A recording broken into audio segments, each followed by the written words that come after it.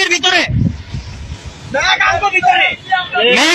আজকে আমি খুব বড় একটা ট্রাভেল করব, যার কারণে সূর্য ওঠার আগেই আমি উঠে গিয়েছি। চারদিকে প্রচুর অন্ধকার এবং কি প্রচুর পরিমাণে কুয়াশা পড়েছে, যার কারণে সুন্দরভাবে কিছুই দেখা যাচ্ছে না। এইদিকে দেখতে দেখতে প্রায় ভোর 6টা বেজে গেছে। এখনো আমার বন্ধু নয়নের কোনো ওঠার খবর নাই। ভোর 6টার দিকে আমাদের গন্তব্যস্থানেই থাকার কথা ছিল, কিন্তু ওর জন্য বাসায় বসে 6টা বেজে গেল। তারপর আর কি করার, অনেক চেষ্টার পরে ওরা উঠাইতে পারছি, এটাই অনেক। প্রতিটা ফ্রেন্ড সার্কেলের মাঝে এরকম একটা আইসা ফ্রেন্ড থাকে, সবাই সবার আইসা ফ্রেন্ডকে অবশ্যই কমেন্ট করে যাবেন। তারপরে আমরা তাড়াতাড়ি করে উঠে বের হয়ে রওনা দিয়ে দিলাম আমাদের গন্তব্যস্থানে যাওয়ার জন্য।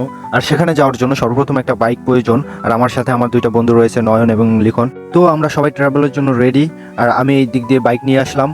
সবাইকে নিয়ে এখনই রওনা দেব আমাদের গন্তব্যস্থানে। ও সরি গাইস, এখনো তো আপনাদেরকে বলাই হয় নাই আজকে আমরা কোথায় জার্নি করতেছি এবং কি কোথায় যাচ্ছি। তাছাড়া আপনারাও কিছু কিছু মানুষ অবশ্যই বুঝে গিয়েছেন টাইটেল এবং থাম্বনেল দেখে, তাও আমি একবার বলে দেই। আজকে আমরা এরকম একটা জায়গায় যাচ্ছি। শীতের দিন, এখন শীতের সিজন, আপনারা দেখতেই পাচ্ছেন চারদিকে প্রচুর পরিমাণে কুয়াশা। তো অবশ্যই শীত এখন।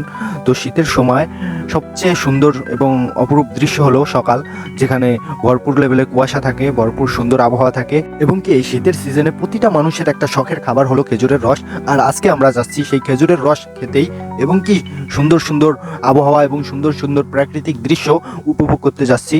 অবশেষে দীর্ঘ 30 মিনিট বাইক চালিয়ে চলে আসছি আমরা গন্তব্যস্থানে, এবং যেই বাইক আমাদেরকে এখানে আসার পরামর্শ দিচ্ছে তার সাথে ফার্স্টেই দেখা করলাম। তারপর আমরা সরাসরি চলে গেলাম আমাদের গাছি ভাইয়ের সাথে রস পাড়তে। চলেন, আমাদের গাছি ভাইও খুবই সুন্দরভাবে আমাদেরকে রস পাড়ি প্রতিটা গাছ থেকে পেরে পেরে খাওয়াচ্ছে, দেখাচ্ছে।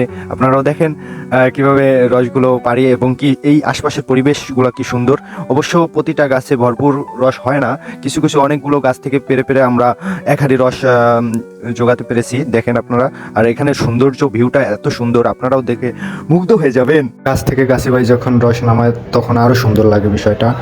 ভাই কি আর বলবো, দুঃখের কথা। আপনারা অনেকেই বলতে পারেন এত ভোরে, এত কুয়াশার মাঝে, এত শীতের মাঝে পাগল না হইলে এত দূরে ট্রাভেল করে কেউ রস খাইতে যায়। অবশ্যই এখানে রস খাওয়াটা কোনো বিষয় না, বিষয়টা হলো সৌন্দর্যের মাঝে নিজেকে হারিয়ে ফেলা, প্রকৃতির মাঝে নিজেকে হারিয়ে ফেলা, এত সুন্দর পরিবেশের মাঝে নিজেকে মানিয়ে নেওয়াটাই হলো সবচেয়ে বড় বিষয়। যেখানে থাকলে মনে মনে কোনো দুঃখ কষ্ট অবশ্যই থাকবে না, যেটা মানে শান্তি ছাড়া আর কিছুই না। চলে না এত কথা না বাড়িয়ে আমরা সরাসরি আমাদের এনজয় লাইফে চলে যাই। ভাই গাছ থেকে গাছে যখন রসগুলো নামাচ্ছে, এখানের ভিউটা মানে ভিডিওটা এত সুন্দর ভাই, আপনারা তো দেখতেই পারছেন।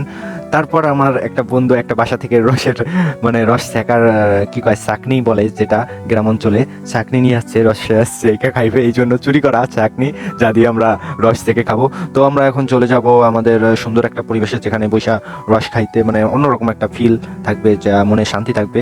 তো ভাই চলে যাচ্ছি আমরা রস খাওয়ার জন্য। আর আশপাশের পরিবেশগুলো দেখেন ভাই কি সুন্দর, এইরকম পরিবেশ কোথায় পাওয়া যায়। আর আমার সামনে আছে আমাদের গাছি ভাই, যে আমাদেরকে রস পেরে পেরে দিচ্ছিল এতক্ষণ, সেই ভাই। তার সাথে ওরকমভাবে পরিচয় ছিল না, আসার পরে পরিচয় হয়েছে। আর আমার পিছিয়ে আছে আমার বন্ধু লিখন আর নয়ন সাথে। আর আমরা এখন চলে আসছি সরিষা ক্ষেতের মাঝে। আশপাশের সৌন্দর্যটা এতই সুন্দর ভাই, ভিউ আর ভিউ, লাখ টাকার ভিউ ভাই, এত ভিউ ভাই, ডলারের দেওয়া এত ভিউ পাওয়া যাবে না।